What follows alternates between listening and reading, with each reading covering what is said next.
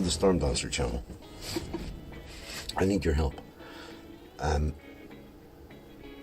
The channel is 400 watch hours of being monetized, and I want to monetize the channel to cover the expense of things like these DJI microphones. So my investment in the channel is separate from my investment in the boat.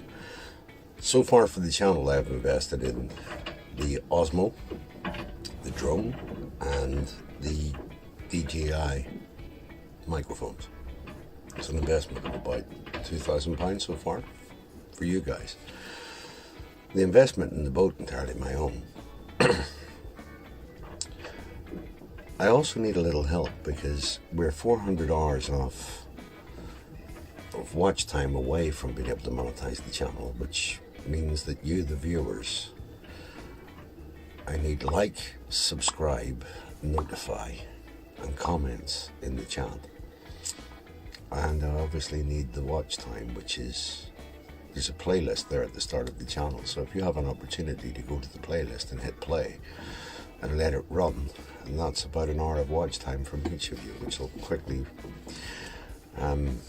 eat through the 400 remaining watch hours that are required to get to the glorious point where the ad revenue starts trickling in about 20 to 50 pounds per month and offsetting the cost of the toys that I've bought for actually doing the channel.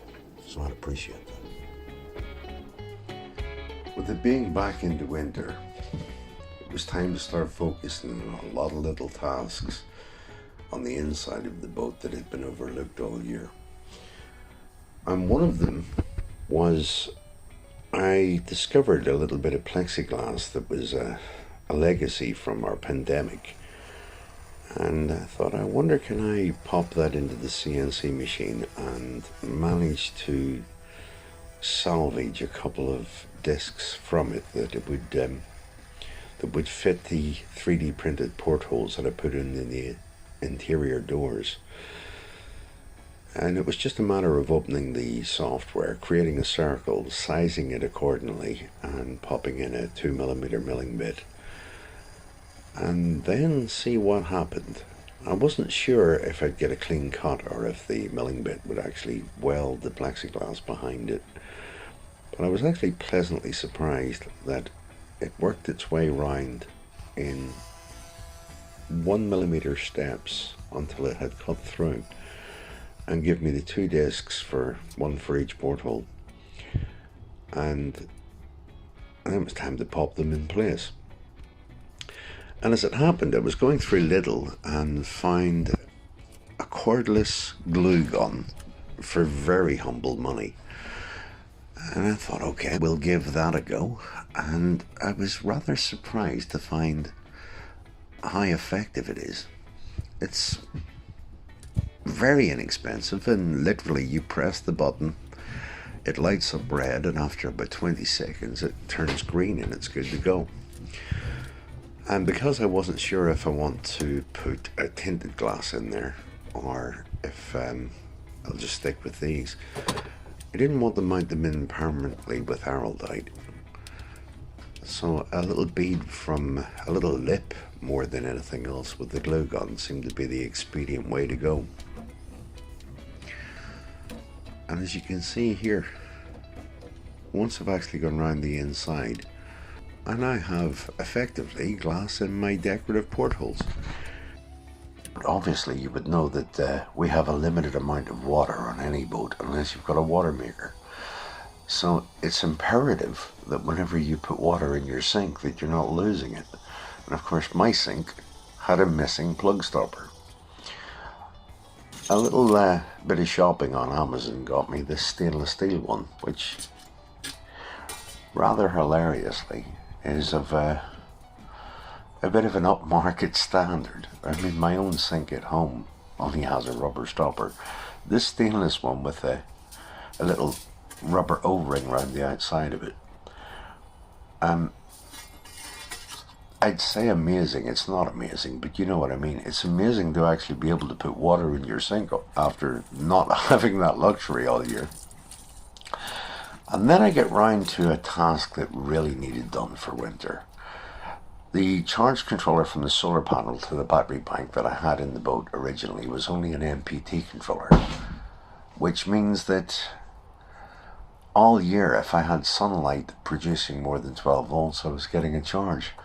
But coming into the winter months where we've limited sunlight and limited daylight, the Mppt controller will take any voltage from the panel and multiply the voltage, which effectively means that even if I'm only getting 2 volts or 6 volts to the panel in an overcast day, the Mppt controller will actually take the voltage and convert current to voltage and step up to be able to create 12 volts to go to the batteries. What it really means is that any solar charging system that's reliant on there being at least 12 volts to the panel is only half effective. And then we come to the next headache. The left-hand hub wasn't working. I was well aware that this unit that originally had been in an off-road camper had sat for many years, and the roof had leaked and it had got water down around that particular hub. So I knew the nozzle was blocked. And they're a standard 7mm socket. So you reach for a 7mm socket, you pop it on and screw the nozzle out, clean the jet, and it's as simple as that. Except, naturally it wasn't as simple as that. It's been in place a very long time and had developed a certain amount of belligerence, if not stubbornness, towards coming out. Even reaching for heat, vice grips, all the usual pantomime. It wasn't coming out. I was determined though. But no. On this one, it really came down to thinking there has to be a plan B. And plan B was a jeweler's drill, which is kind of a gadget. You can see it there. It looks a little bit like a pencil with a spring, and when you press the top of it downwards, it spirals on a coarse thread to rotate. So with a 1/4 millimeter drill bit into the actual nozzle and clearing the jet. Now that's a bad plan in general, because any blockage is then being dropped down into the actual pipe itself. But needs must, because the jet certainly wasn't coming out. There's confidence for you.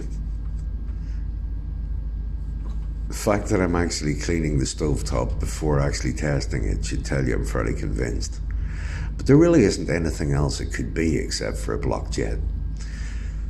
So a quick wipe round, a semblance of being civilized, I suppose.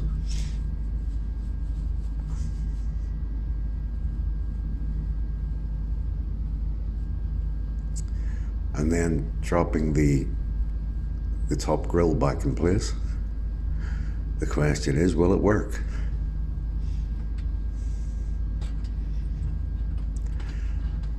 Well, you're about to get your answer.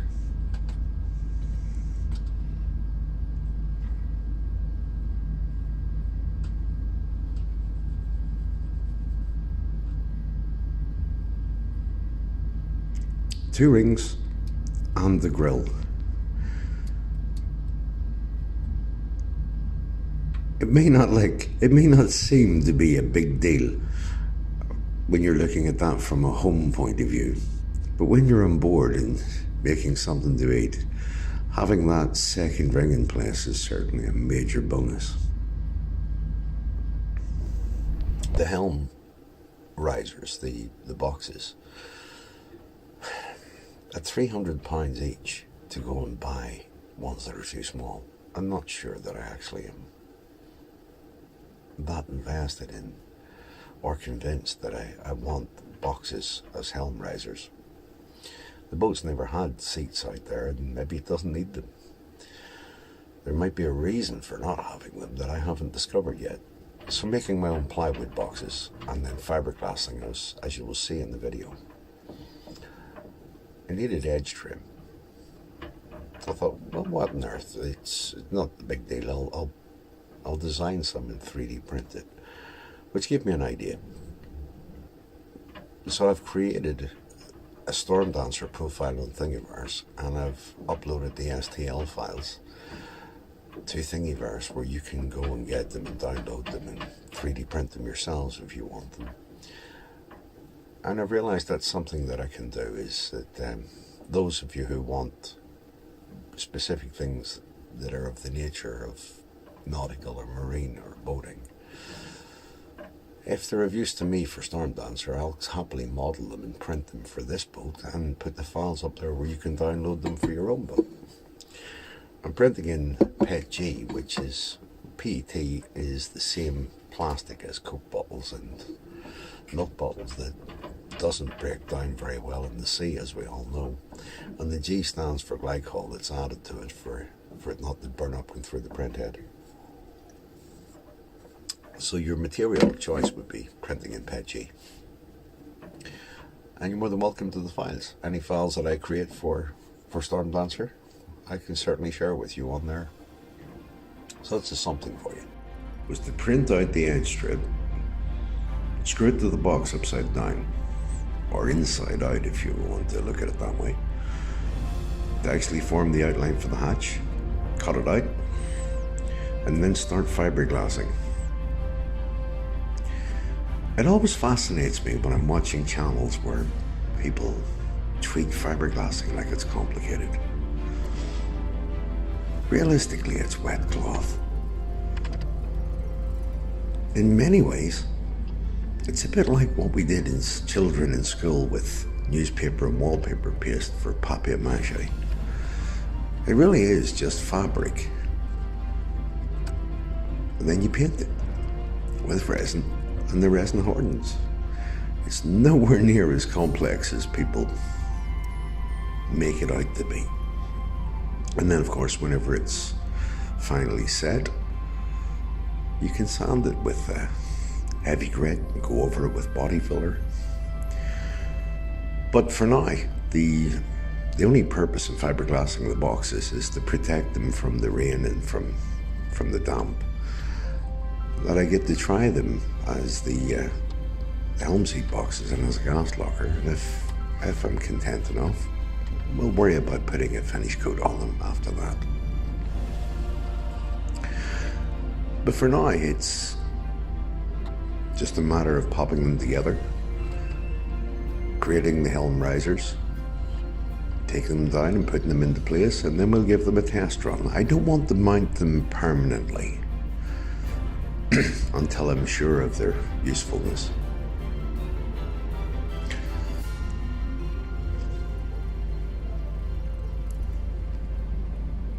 And then I added again a 3D printed handle, and overall surface on this that's pre-sanding.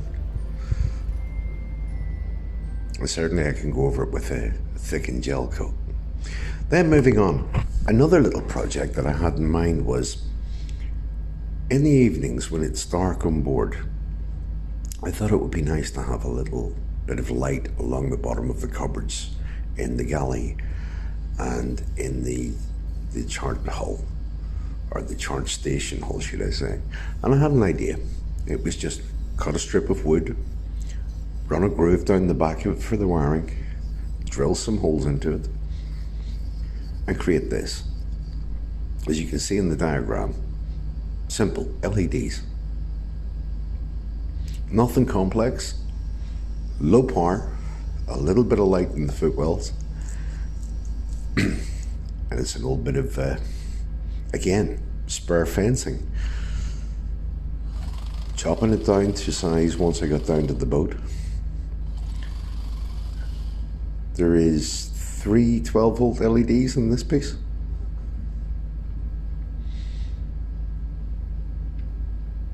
Just mount it in underneath the cupboard space. Quite simple, just a couple of screws to pop it in.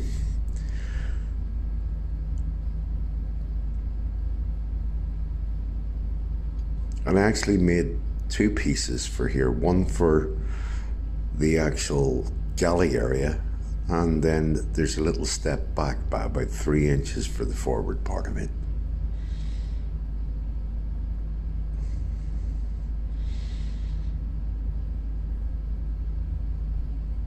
Now we're in daylight at the moment, and you can see those LEDs are quite bright. Not a lot of draw on the battery banks on board, but of an evening, whenever I have the lighting down within the cabin, the reason I chose the blue LEDs here is because I have blue carpet tiles that go down in this, which you'll see here shortly as soon as I've got these mounted in place.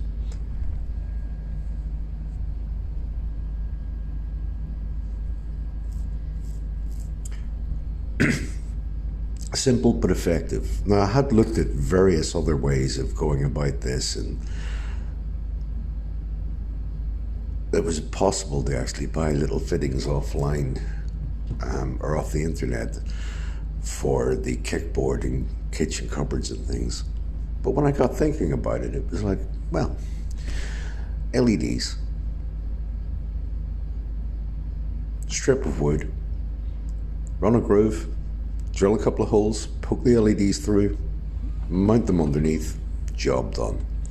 It wasn't complicated. And I know a lot of people viewing and watching are thinking, why are you concentrating on this stuff instead of the ceiling? The reality is, when I'm at the boat, I'm enjoying being on board regardless of where I am. I don't necessarily need to take the boat out to enjoy being there. And also part of this that sinks in slowly when you eventually own your own boat is you're not always going somewhere, but you are always on board. You can see here in the lower left of the picture, those LEDs and then along underneath the top of the galley area, I popped in a little color changing LED strip, again low power, just for atmosphere on board. And directly above the sink, the illuminated switch, I've added it to be able to run the pump from the water tank, as well as the hand pump for the sink, and I also mounted a foot pump as well in there. So I have 3 ways of bringing water to the sink. We can go by hand, we can go by foot, or we can actually use the electric. Until next time, folks, like, subscribe, share, notify, and comment below.